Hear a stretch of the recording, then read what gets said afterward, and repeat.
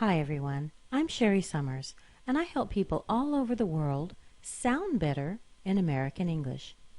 I invite you to pay close attention to this video for the next 10 minutes or so, because I'm going to show you how you can sound better in English, gain more confidence, advance in your career, make more money, get more friends, and have a better understanding of people around you.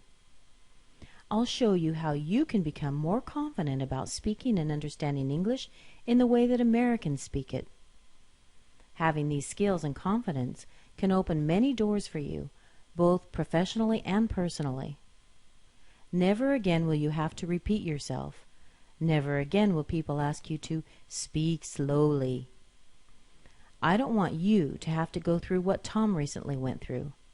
You see, not very long ago, Tom sat in front of a panel of native English speakers, interviewing for the job of his dreams.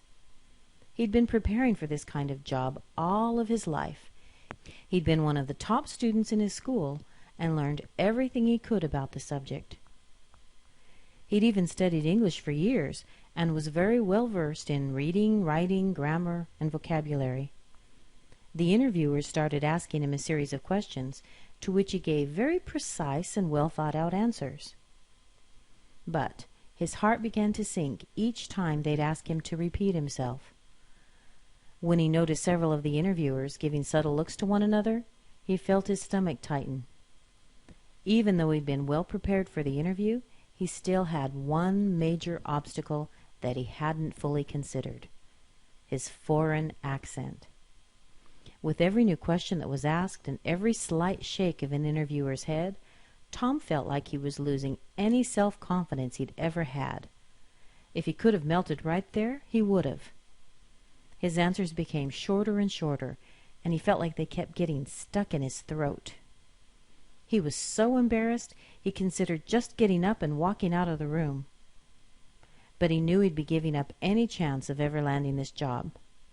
After all the preparation that had gone into trying to reach his goals, in the end, it turned out he was being judged by his English skills and not his professional skills. On that day, Tom lost his dream job, not because he wasn't qualified, but simply because he wasn't understood. Let me ask you, do you sometimes remain quiet because you're afraid to speak English and not be understood, or worse, laughed at? Have you ever been too shy to speak up in a meeting because you were worried about your English?